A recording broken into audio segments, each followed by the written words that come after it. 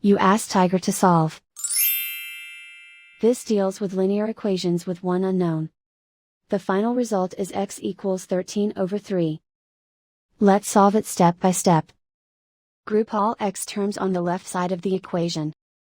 Subtract 2x from both sides. Simplify the arithmetic. Group like terms. Simplify the arithmetic.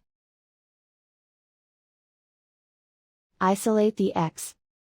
Divide both sides by 6. Simplify the fraction.